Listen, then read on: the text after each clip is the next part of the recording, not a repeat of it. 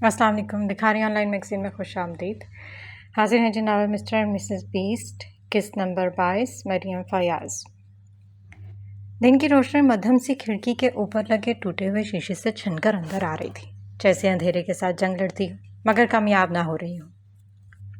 ये एक वीरान फार्म हाउस था जो जंगल से ज़रा हटकर वाक़ था। आसपास की घनी झाड़ियाँ, दरख्तों की भारी छाँव और सन्नाटा, जैसे ये जगह बरसों से उजड़ी हुई हो। फार्म हाउस के अंदर एक कमरा था, बंद, तारीख और खौफनाक हद तक खामोश। फर्श पर एक तरफ माहिन बेहोशी की हालत में रस्सियों से बंधी बैठी थी। इसका चेहरा जर्द था, बाल बिखरे हुए और बाजू रस्सियों की ग्रिड से सूज गए थे। कमरे में वक्त रुक सा गया था। दर दीवार पर गर्द जमी थी और सांस लेना तक बोझ महसूस होता था। अचानक जोरदार आवाज़ के साथ दरवाज़ा खुला। रोशनी का एक टुकड़ा अंदर आ रहा और इसी के साथ एक आदमी ने जोर से किसी को अंदर धकेला। जा, अपनी महबूबा से आखिरी बार मिल ले। वह तंजिया हंसा और धड़ाम से दरवाज़ा बंद कर दिया। जहान लड़खड़ाता हुआ अंदर गिरा और ज़मीन पर गिरते ही बेसाख्ता चिल्लाया, खबीस आदमी। फिर अगले लम्हे उसने माहिन को देखा। उसकी आंखें शिद्दत से फैल गई, दिल जैसे एक पल को रुक गया। वो तेज़ी से रेंगते हुए इसके करीब आया। माहिन, माहिन आंखें खोलो प्लीज़। उसने कांपते हाथों से इसका चेहरा थामा। आंसू इसकी पलकों तक आ पहुंचे। माहिन, मुझे देखो, मैं यहाँ हूँ। मगर वो बेहोश थी, लाशऊर। जहान की आंखों में बेबसी उतर आई थी। तभी एक और दरवाज़ा खुला और अंदर दो आदमी दाखिल हुए। एक ने तेजी से आकर जहान को खींचा। चल हट इधर से, ज्यादा हीरो न बन। जहान ने मज़ाहमत की, मगर वो दो थे और मजबूत। उन्होंने उसे घसीट कर कमरे के कोने में ले जाकर इसके हाथ पीछे बांधे, पांव भी रस्सियों से जकड़े और मुंह पर टेप चिपका दी। अब जहान सिर्फ आंखों से बोल रहा था, जिस्म तड़प रहा था, मगर आवाज़ बंद थी। उसकी बेकरारी, उसकी फरियाद सब सदा व सहरा थी। कमरे के अंदर जहान फड़फड़ाते हुए बोला, आने दो ज़रा, मधुमक्खी को बताती हूँ, वो तुम्हारी नस्लें तबाह कर देगी। ये अल्फाज उसके गले से जख्म की तरह निकले, दबे हुए मगर जहर से भरपूर। अंधेरे में इसकी आंखें शोले की तरह जलने लगी। वो जानता था मरियम आएगी और वबाल की तरह आएगी। बादलों से ढकी सुबह, खनकी लिए हुए फिजा और एक वसी बंजर इलाका, जहाँ पुलिस की गाड़ियाँ, जदीद टेक्नोलॉजी से लैस टीम और बालाज इन सब के बीच खड़ा था। चेहरे पर बेचैनी थी, थकन और जब्त के आसार नुमाया थे। वो मुसलसल अफसरान से मालूमात ले रहा था, ड्रोन फुटेज का जायजा, लोकेशंस की जांच और हर जाविये से अफनान का सुराग पाने की कोशिश। इसी तरह इसके फ़ोन की स्क्रीन रोशन हुई। वलीद रंधावा। बालाज की नज़र गहरी हुई। वो जानता था कि खबीस ने खुद को जाहिर करना था। उसने फ़ोन उठाया, एक लम्हा सांस रुका और कॉल वसूल की। दूसरी तरफ कह की गूंज उठी। घूम जा वज़ीर आला साहब, सुना है तुम्हारी बीवी लापता है। बालाज ने बमुश्किल खुद पर काबू पाया, मुठियां जोर से भेजी। क्यों करा ये सब? उसने दबी आवाज़ में गुस्से से पूछा।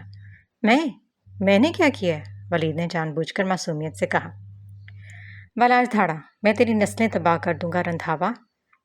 बदतमीजी नहीं वज़ीर आला साहब। वलीद की आवाज़ में खपासत टपक रही थी। बालाज दांत पीसते हुए बोला, सीधे मुद्दे पर आ, बकता क्या है? वलीद ने एक जुमले में जहर घोला। सुना है उम्मीद के दौरान औरत और भी ज़्यादा खूबसूरत लगती है। बालाज का जब्त टूटा। मेरी बीवी को आंख उठाकर भी देखा ना तो तेरी आंखें निकालकर बंटे खेलूंगा। उसका चेहरा सुर्ख हो चुका था, आंखों में खून उतरा हुआ था। कहा ना बदतमीजी नहीं करो। वलीद का अंदाज हनूज हल्का पुल्का था, जैसे ये सब सिर्फ एक खेल हो। बालाज ने एक लम्हे को खुद को संभाला, फिर घर जा। भोग, क्या चाहिए तुझे? वलीद का लहजा बदल गया। संजीदा हो। चाहिए तो बहुत कुछ, मगर तुझसे सिर्फ एक छोटा सा इस्तीफा। बालाज की आंखों में तमस्कर चमका। दिखा दी ना असल औकात। हाँ तो क्या हुआ? वलीद बोला। सिंध की सीट पर बैठकर मज़ा आ गया। अब नजरें पंजाब पर हैं और रास्ते का कांटा तो तू है, और कांटों से निमटना मुझे आता है। बालाज ने एक कदम पीछे हटाया, फ़ोन कान से थोड़ा दूर किया, गहरा सांस लिया और पूछा, अगर मैं इस्तीफ़ा दे दूँ तो क्या गारंटी है कि मेरी बीवी सही सलामत लौट आएगी? वलीद का जवाब था, मुझे तेरी बीवी से कोई गर्ज नहीं, मुझे सिर्फ वो कुर्सी चाहिए। तो इस्तीफ़ा दे, तेरी बीवी तेरी होगी, मैं ज़बान देता हूँ। बालाज ने खामोशी से फ़ोन काटा। चेहरे पर एक पुरसकून संजीदगी उभरी। उसकी नज़र दस्तखतशुदा इस्तीफ़ा पर गई, जो उसने चंद घंटे पहले ही तैयार करवा लिया था। वो जानता था ये खेल कब, कैसे और कहाँ ख़त्म करना है। अब सिर्फ वो खेल रहा था, आखिरी चाँद के लिए तैयार। उसकी गाड़ी का रुख अब गवर्नर हाउस की जानिब था।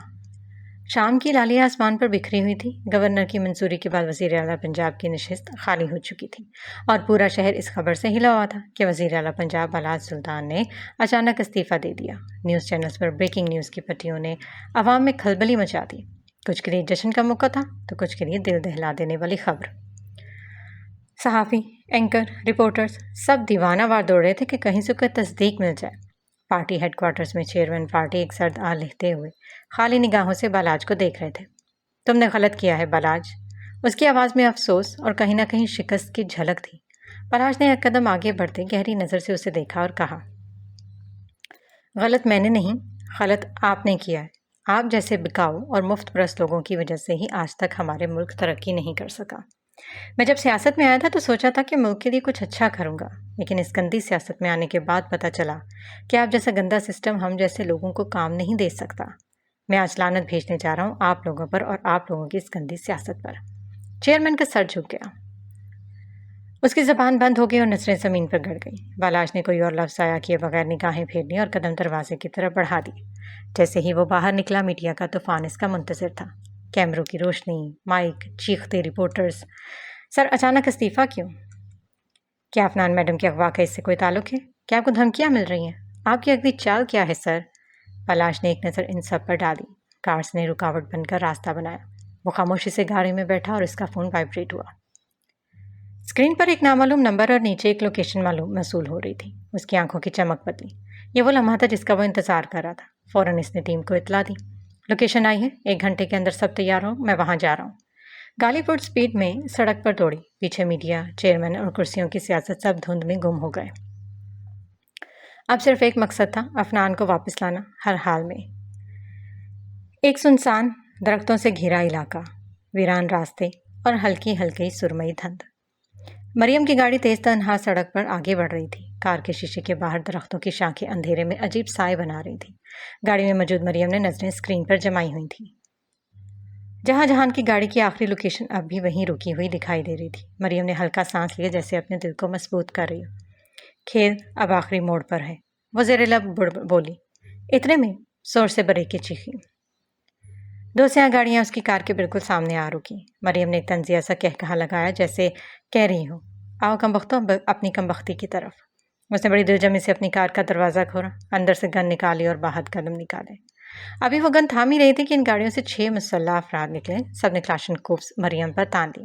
مریم نے ایک پل بغیر تاخیر کیے ہاتھ فضا میں اٹھائے۔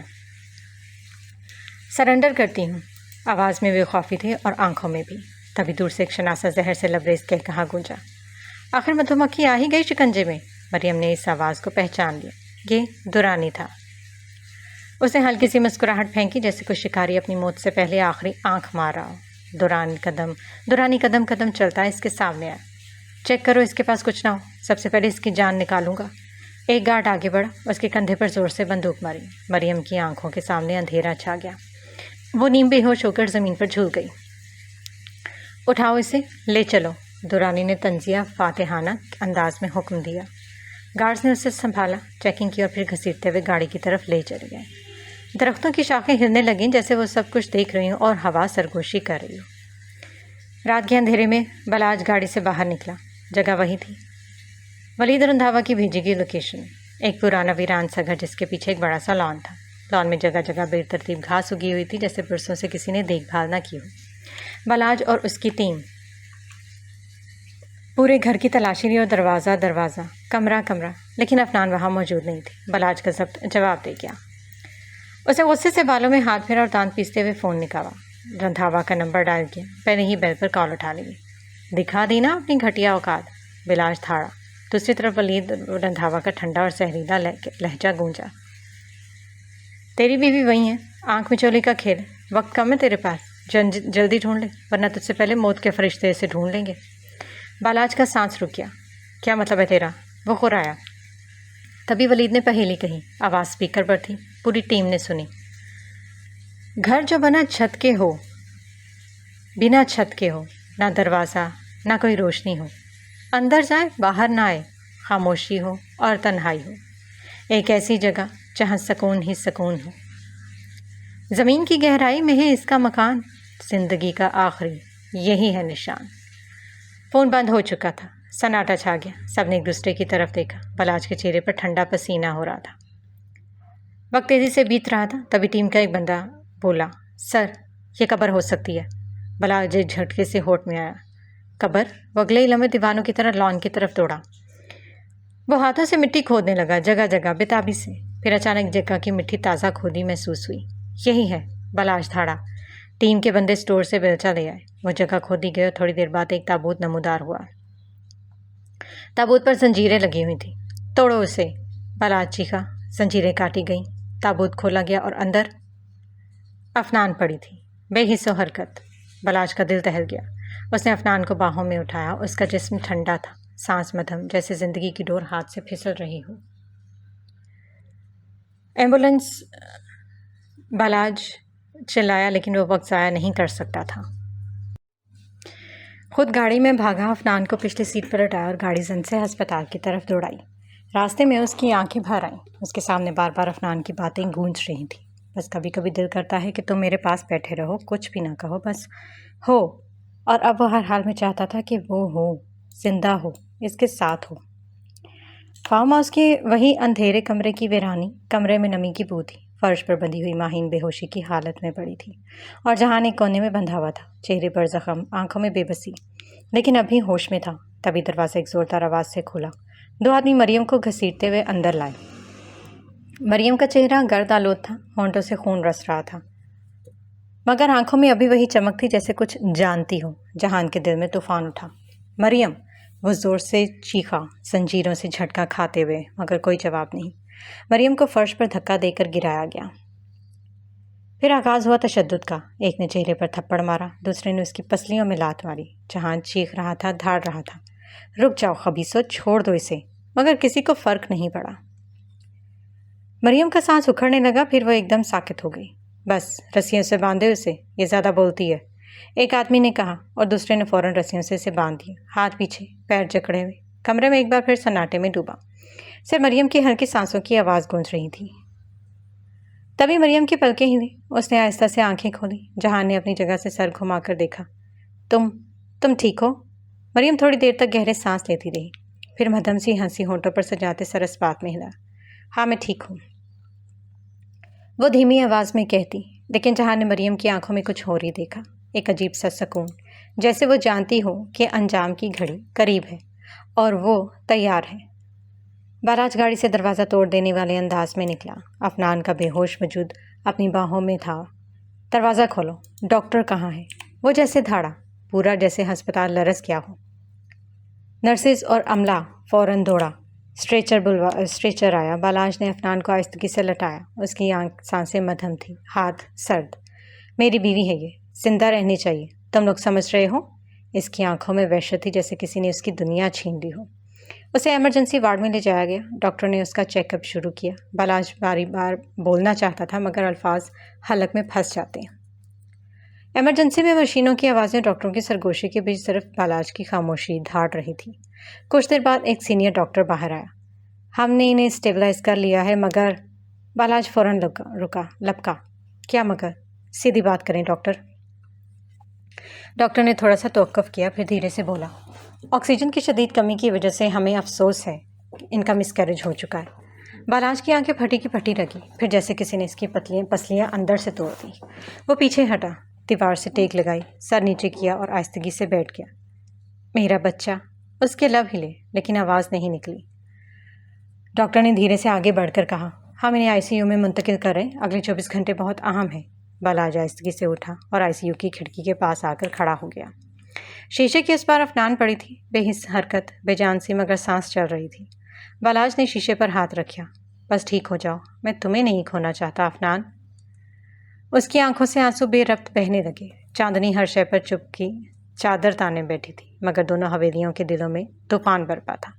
सुल्तान हवेली का लॉन वीरान पड़ा था, जहाँ कभी कह कहे गूंजते थे, आज वहीं गोश्ते खामोश बैठे आंखों से आंसू बहा रहे थे। अंदर कमरों में मध्यम रोशनियों का जलना, दर दीवार पर उतरती वीरानी का अक्स था। अब बस सबको सुबह का इंतज़ार था। सूरज की किरणें सुल्तान हवेली की ऊंची दीवारों में झांकने लगी, मगर इस रोशनी में वो रौनक नहीं थी जो चंद माह पहले यहाँ बसने वाले खुशियों भरे लम्हों में देखी जाती थी। वही लाउंज, वही दरो दीवार, जहाँ कुछ माह कब अफनान ने सबको एक बच्चे की खुशखबरी सुनाई थी, और वहाँ अफनान के मिसकैरेज के बाद शोक की चादर तनी हुई थी। हल्की हल्की रोशनी में सब खानदान वाले लाउंज में बैठे थे, खामोश और मुतफक्कर। आयशा सुल्तान की आंखों के गिर्द स्याह हल्की गवाही दे रहे थे कि वो रात आंखों में काट चुकी है। उन्होंने कर्ब में डूबी आवाज में कहा, न जाने किसकी बुरी नज़र लग गई है हमारे हंसते बसते घर को। अल्लाह गारत करे इस मनून को।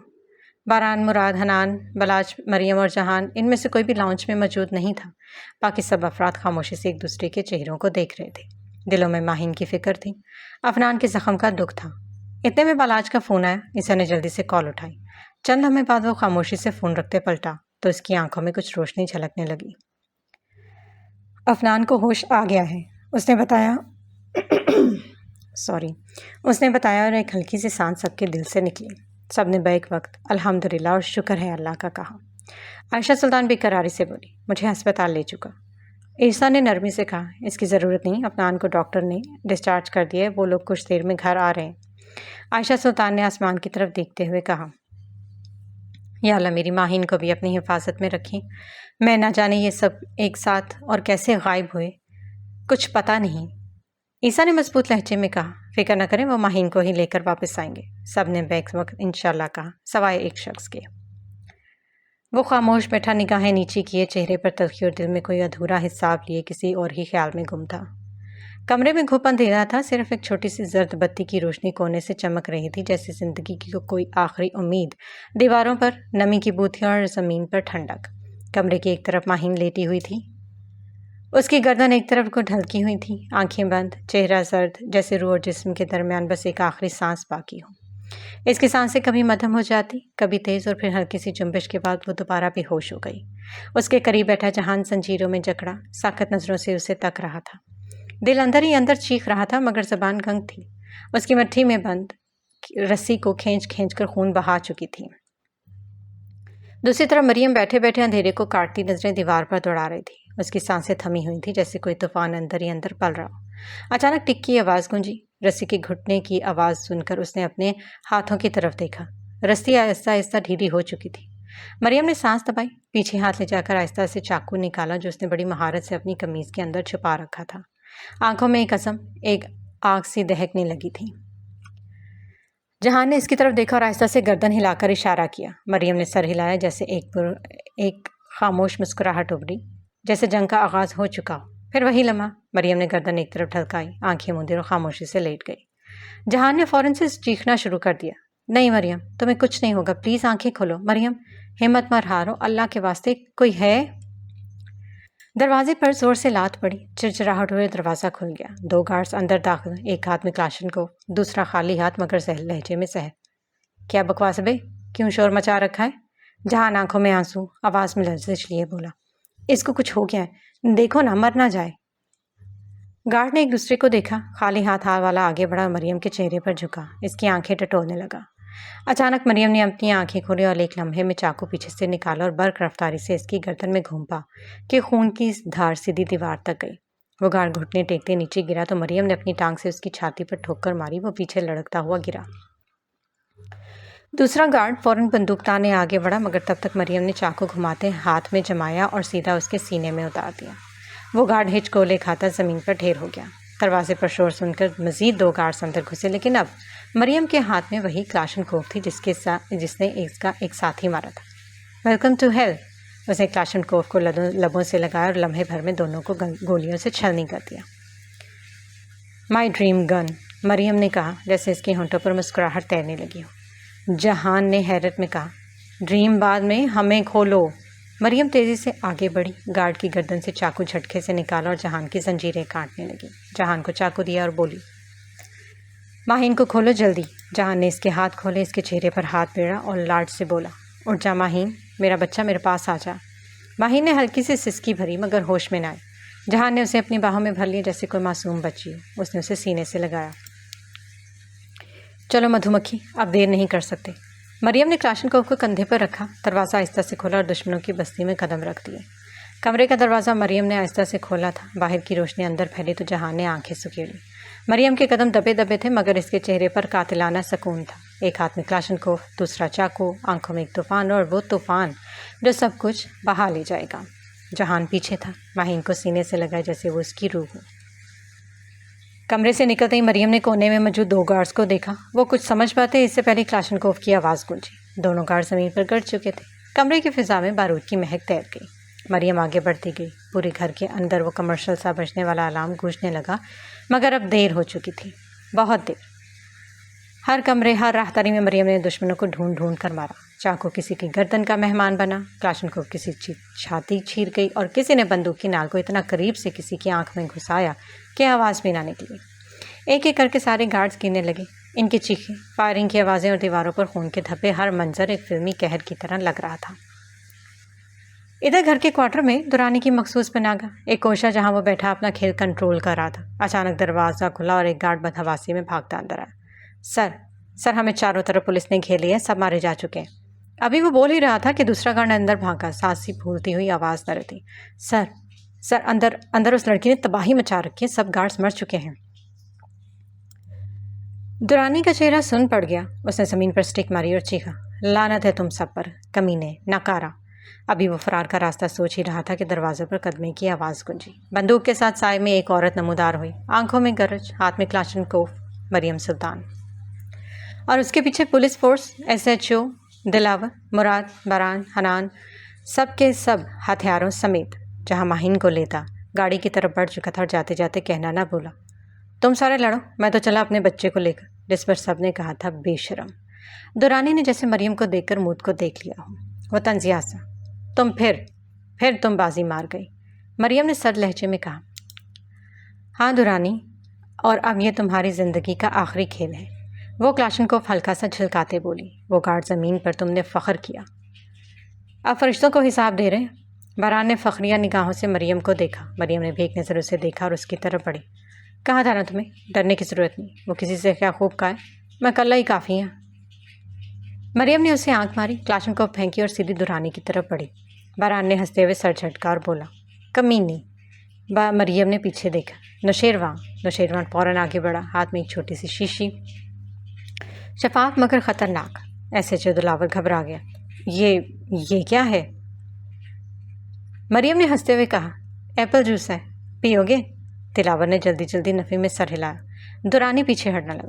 نہیں، یہ مت کرو، چھوڑو مجھے، مریم میں مر جاؤں گا۔ نوشیروان نے دورانی کو پکڑا، گھٹنوں پر جھکایا، منہ کھولا۔ مریم نے شیشی کھولی اور سارا لیکوڈ اس کے حلق میں انڈیلا۔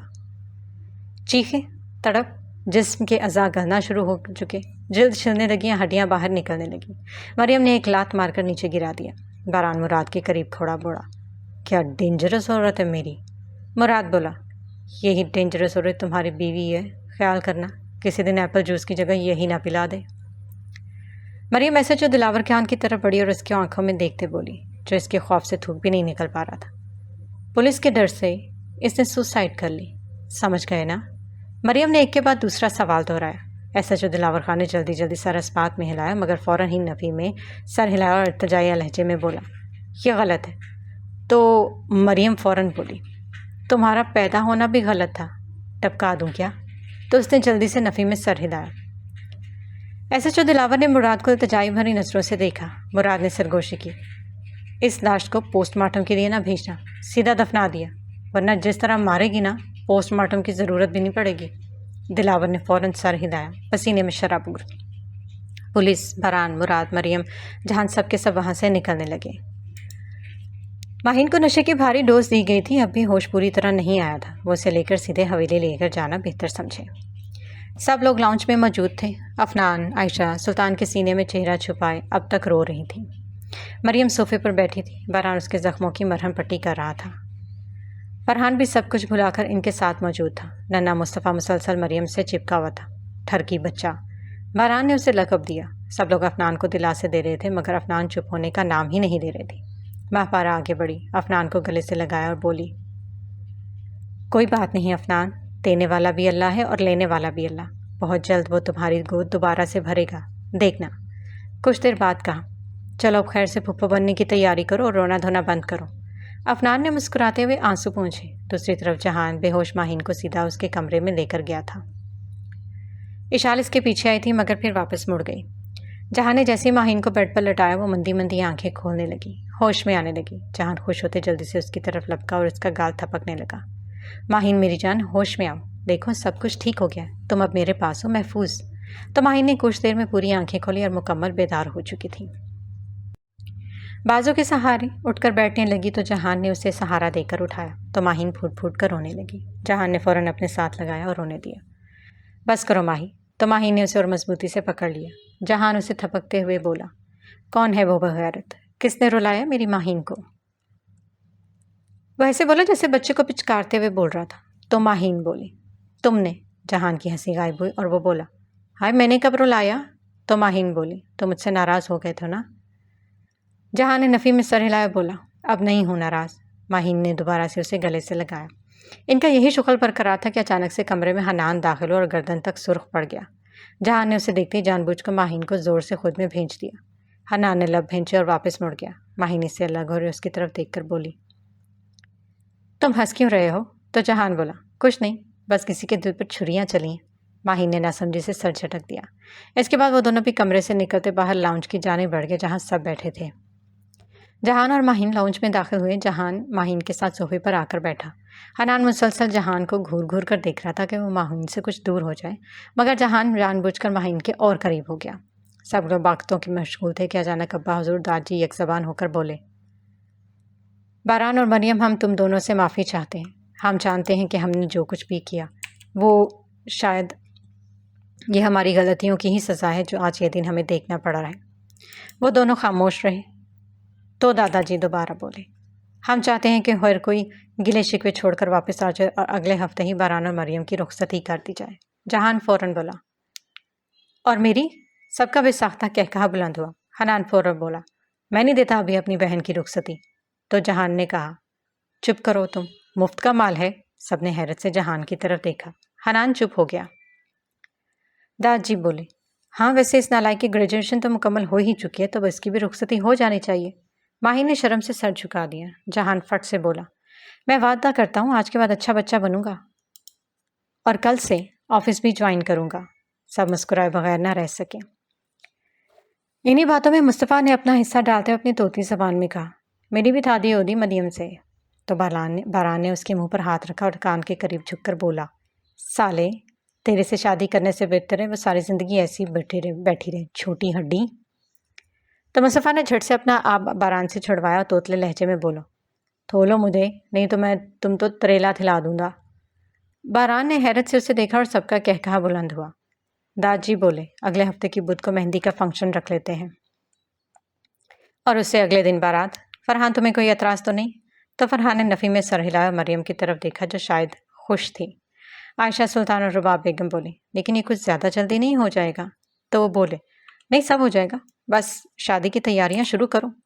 مریم نے شرماتی نظروں سے باران کو دیکھا جو اسے ہی اپنی نظروں کے حصار میں لیے ہوئے تھا اور اس نے خاموشی سے گردن جھکا دی۔ کچھ دیر بعد عائشہ سلطان بولی، جہان ہم تمہارے بھی احسان مند ہیں، تم نے جو کچھ حاتم کے لیے کیا۔ تو جہان نے سر کو خم دیا۔ ہفتہ پلک جھپکتے بیت گیا۔ وقت جو کبھی کسی کا محسن نہیں، بے نیاز راہوں کی طرح آگے بڑھتا گیا۔ لمحے جنہیں تھامنا جا سکتا تھا گزر گئے اور جن کی قدر نہ کی گئی وہ پچھتاووں کی قبر میں دفن ہو گئے۔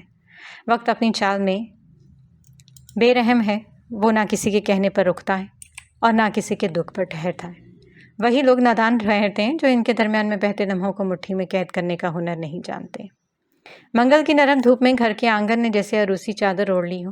زندگی کی رونقیں کہے رنگینیاں ہر جانب بکھری ہوئی تھیں۔ کل مہندی کا دن تھا اور گھر میں گویا بہار کا موسم تھا۔ عائشہ سلطان اور فاطمہ سلطان نے اپنی محبت اور روایت کی خوشبو سے گھر کی فضا مہکا دی تھی۔ انہوں نے روایت نبھاتے ہوئے 2 دن پہلے ہی مریم اور ماہین کو مائیوں بٹھا دیا تھا۔ سادگی میں لپٹی یہ رسم نہایت اپنائیت کا عکس پیش کر رہی تھی کہ دل بے ساختہ مسکرا اٹھے۔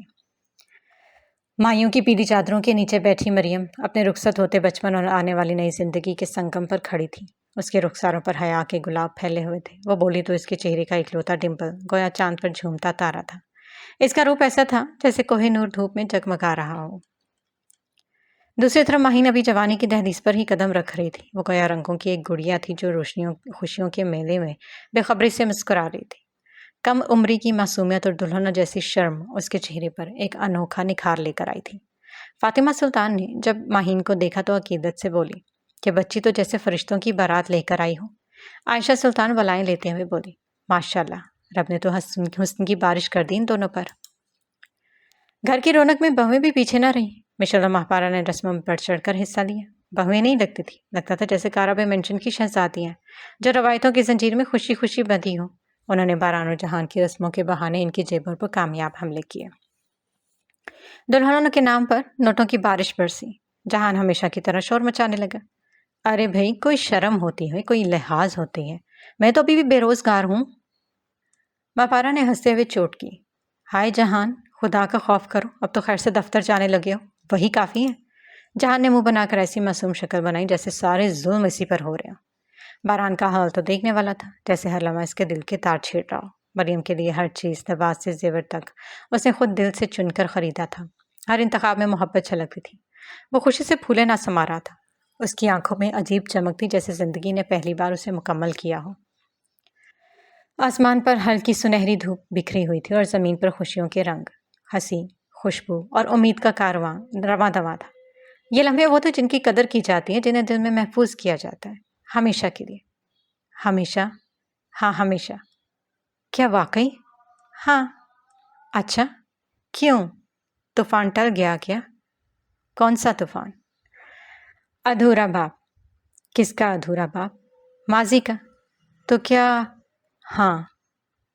एक और इम्तिहान? हाँ, एक और इम्तिहान। कब तक चलेगा?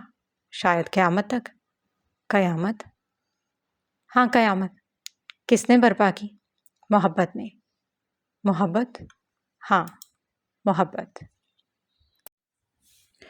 सुल्तान अवधी का वसीह लॉन आज ख्वाबनाक जहान का मंजर पेश कर रहा था। हल्की हल्की चांदनी, रक्स करती रोशनी और रंगीन कुमकुमों की झिलमिली। ये जगह किसी जन्नत का हिस्सा मालूम हो रही थी। हर तरफ फूलों की खुशबू बिखरी थी। गेंदे, गुलाब, चमेली और मोतियों की लड़ियां झूलती हुई फिजा में ऐसी लताफत घोल रही थी जो सांसों में उतर को रूखों में हिका रही थी। लॉन के अनवस्त में बनाया गया स्टेज सुनहरी और सब्ज रंगों की थीम पर आरास्ता था। गोटे किनारी, आईनों और झालर से सजा ये स्टेज दुल्हनों के ख्वाबों में के जैसा था। इर्द गिर्द सोफा, गांव तकिया और फर्शी नशिस्तों पर मेहमानों की चहल पहल जारी थी। खवातीन के रंग बिरंगे लिबास और चूड़ियों की खनक हर तरफ ईद का समा बांध रही थी। अंदर और उसी कमरे में दोनों दुल्हनें जैसे शहजादियों की तैयारी में मसरूफ थीं। मरियम ने गहरे सब्ज और जर्दी दार लहंगे में खुद को मलबूस किया हुआ था। सादा मगर गहरा मेकअप जैसा कि उसके मिजाज को ज़ेब देता, उसने उसके हुस्न को मज़ीद निखार रहा था। इसका चेहरा, डिम्पल की नमूद और नजरें झुकाए शर्माहट, सब कुछ मिलकर इसे हूबहू वही मरियम बना रहे थे जिसे बारान ने दिल में बसाया था। माहिन रंगन में दूध जैसी नाजुक जिसामत, सुनहरी गोटे वाली पीठ हुई पेशवाज में गोया मिट्टी की बनी हुई गुड़िया लग रही थी। उसकी हंसी, आंखों की चमक और बचपना भरी शर्म, सब कुछ ऐसा था कि दिल चाहता उसे शीशे में कैद करके सजा दिया जाए। जब बारान और जहां ने लॉन में कदम रखा, गोया वक्त थम गया हो।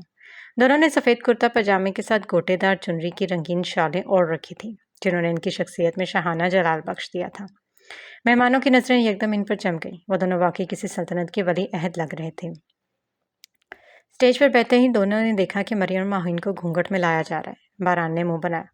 ये क्या बचपना है? हमने अपनी बीवियों को दुल्हन बनाया है या लड्डू छुपाया है? जहान भी झुंझुलाकर बोला। ये रस्में ना हुई, अजियतें ही हो गई। माहिन को जहान के साथ तो मरियम को बारान के साथ बिठा दिया गया। जहान ने माहिन के करीब झुककर सरगोशी की। माहिन? वो सर हिला के गोया हुई। तुम्हें मुंह दिखाई में क्या चाहिए? माहिन शरारत से बोली। आप क्या दे सकते हो? जहान ने छाती फुलाकर कहा। जो तुम कहो। माहिन ने झाँका। तो फिर ठीक है, एक प्राइवेट जेट मेरे नाम कर दो। जहान कहकहा मारकर बोला। अपना मुंह देखते ख्वाहिशां वेख। माहिन ने हंसते हंसते कोहनी मारी तो जहान फौरन तंबीह देने लगा। तमीज से बैठे, बेशर्मों की तरह कोहनियां मारना छोड़ दो। दुल्हन शर्माती हुई अच्छी लगती हैं। माहिन कुछ लम्हे खामोश कर रही, फिर शरारत से बोली। वैसे तुम मेरे शोहर कम। और जहान फौरन संभल कर बोला। खबरदार जो भाई कहा, सब्र रखो, तुम्हारा ये भाईनामा मैं कल निकाल दूंगा, वो भी अच्छे से। माहिन की जबान तालू से चिपक गई और चेहरा गुलनार हो गया। उधर बारान ने आहिस्ते से मरियम का हाथ थामा। सब कुछ तुम्हारी मर्जी का होना चाहिए था, लेकिन मैं खुद खर्च बन गया, अपनी पसंद थोपती। मरियम ने नरमी से बारान की आंखों में देखा। नहीं बारान, मुझे किसी शहजादी की तरह मोहब्बत मिली है, जो मर्जी की हो, इससे कहीं बेहतर जो मोहब्बत दी जाए। बारान ने आहिस्ता से कहा। तुम जिंदगी हो मेरी, तुम्हें देखता हूँ तो खुद को मुकम्मल महसूस करता हूँ। मरियम ने शर्म से नजरें झुका ली। پھر باران بھی مریم کے کان میں جھک کر کچھ ایسی ہی بات کہہ بیٹھا جس پر مریم کی آنکھیں جھک گئی اور لبوں پر شرمائی مسکراہٹ کھل اٹھی۔ رسمیں شروع ہوئی۔ چاندنی، سونے کی تھالیاں، مہندی، چوڑیاں، ناریل، کہکہے، گوٹے اور بے ساختہ مسکراہٹیں، گانے اور بے ساختہ مسکراہٹیں فضا میں رقص کرنے لگیں۔ فرحان نے مریم کو سینے سے لگایا، پیشانی چومی اور دھیمی آواز میں دعا دی۔ اللہ تمہیں ہر قدم پر کامیاب کرے، خوشی دے۔ رسموں کے بعد جب مریم اور ماہین کو اندر لے جایا گیا، مریم نے چلتے چلتے فرحان کا ہاتھ تھام لیا۔ بھائی، مجھے آپ سے ایک بات کرنی ہے۔ فرحان چوکا، پھر اس کے ساتھ اندر چل دیا۔ اندر آتے مریم پلٹ کر فرحان کی طرف دیکھتے ہوئے بولی، مجھے ایک حقیقت بتانی ہے جس سے آپ آج تک انجان ہیں۔ اگر آج نہ بتائی تو شاید کبھی بتا نہ پاؤں۔ فرحان کے ماتھے پر بل پڑے۔ حقیقت؟ ہاں، حقیقت۔ ادھر لان میں باقی سب عیسیٰ، موسیٰ، حاتم، مراد احمد، سب جہان گپ شپ میں مصروف تھے۔ صرف بلاج اور باران کسی وجہ سے اس محفل میں شامل نہ تھے۔ جہان نے ایک دم موضوع چھیڑا، زیان بھائی، آپ نے ابھی تک شادی کیوں نہیں کی؟ زیان نے تلخ مسکراہٹ لبوں پر سجائی، جیسے کوئی پرانا زخم دھیرے سے کھرچ گیا ہو۔ 15 سال پہلے یہ خواہش مر گئی تھی۔ جہان چونکا، مگر داجی نے بتایا تھا کہ آپ کی شادی طے ہو گئی تھی، لیکن پھر وہ… زیان کے چہرے کے تاثرات پتھریلے ہو گئے، آنکھیں خلا میں دیکھنے لگی۔ ہاں، طے تو ہو گئی تھی، مگر شادی سے پہلے وہ دنیا چھوڑ گئی اور میرے لیے دنیا وہی تھی۔ خاموشی چھا گئی، ہنسی کی آوازیں دم توڑ گئیں۔ سب نے زیان کی جانب دیکھا جس کا چہرہ ماضی کی کسی تلخ فلم کا عکس بنا ہوا تھا۔ داستان انوشے شمس خان۔ 15 سال قبل۔ شمس پیلس آج شام کے سنہری نور میں نہایت خوبصورت خوابناک محل کا منظر پیش کر رہا تھا۔ سفید سنگ مرمر سے بندی عمارت کی بلند بالا دیواروں پر پھیلی بیلیں اور آرائش صدیوں پرانے شاہی محلات کی یاد دلا رہی تھی۔ داخلی دروازے کے دونوں جانب بڑے بڑے فانوس خالص سونے کی ڈیزائننگ سے مزین خاموشی سے اپنے وقت کی عظمت میں بیان کر رہے تھے۔ لان میں جا مہنگے گملے قیمتی پودوں سے بھرے جیسے کوئی شاہی باغ ہو۔ دائیں طرف ایک وسیع اور فوارہ جس کی ہر بوند ساز کی صورت بہہ رہی تھی، اور بائیں جانب مہندی رنگ کے خوشنما قالین بچھے تھے۔ اندرونی حصہ نہایت دلکش تھا۔ سنگ مرمر کے فرش پر آئینوں کی جھلکیاں، چھت سے لٹکتے جھمکتے فانوس، ہر دیوار پر شاندار پینٹنگز اور ہاتھ سے کنندہ کاری شدہ لکڑی کے دروازے، سب کچھ شان و شوکت کا آئینہ دار تھا۔ بابا، یہ ہمارا گھر ہے؟ 19 سالہ انوشے خوشی سے چمکتے چہرے کے ساتھ اپنے والد سے پوچھ رہی تھی۔ برہان شمس خان نے مسکرا کر سر اسپات میں ہلایا۔ 17 سالہ فرحان شیشے کے لینزر سے ہر کونا گوشہ قید کرنے میں محو تھا۔ بابا، چلے نا اندر۔ انوشے خوشی سے دوڑتی ہوئی اندر کی جانب بڑھی، اچانک سامنے سے آتے زین سے ٹکرا گئی۔ زین نے فوراً اس کی کمر تھام کر گرنے سے بچایا۔ 23 سالہ زین اپنی گہری کالی آنکھوں سے انوشے کو گھور رہا تھا، مگر پل بھر میں اپنے جذبات چھپا کر سنجیدگی اوڑھ لی اور چھوڑ دیا۔ انوشے زمین پر گرے اور کڑا اٹھی۔ زیان فوراً آگے بڑھا اور سہارا دیا۔ انوشے چڑ کر بولی، آپ کو تمیز نہیں؟ مجھے چوٹ لگ جاتی تو؟ زین نے بس آنکھیں گھمائی۔ اس وقت 7 سالہ مریم بھاگتی ہوئی آئی۔ نین بھیا، میرے بال بنا دے۔ زین نے مسکرا کر اسے اپنی گود میں اٹھایا اور پیار کیا۔ کچھ دیر میں برہان صاحب اندر آئے، زین کو گلے لگا۔ کیسے ہو برخوردار؟ زین نے مختصر مگر احترام سے جواب دیا۔ اسی دم حنان آیا، فرحان سے گرم جوشی سے ملا۔ حنان کی والدہ اور والد شمس الدین سب اپنے خاندان والوں سے بغل گیر ہو رہے تھے۔ سلطان حویلی اور کارابے مینشن کے تمام افراد بھی موجود تھے۔ وقت گزرتا گیا، آہستہ آہستہ انوشے زین میں دلچسپی لینے لگی۔ وہ اس کے قریب ہونے کے بہانے ڈھونڈتی۔ زین شروع میں اجتناب بڑھتا رہا، مگر رفتہ رفتہ وہ بھی انوشے سے مانوس ہو گیا۔ کب، کیسے، کسی کو خبر نہ ہوئی کہ ان دونوں نے چپکے سے نکاح کر لیا۔ انوشے کو لگا وہ زین کی ہو چکی ہے، مگر وہ بھول گئی تھی کہ کسی خود غرض انسان سے سچی امید رکھنا خود کو فنا کر دینے جیسا ہے۔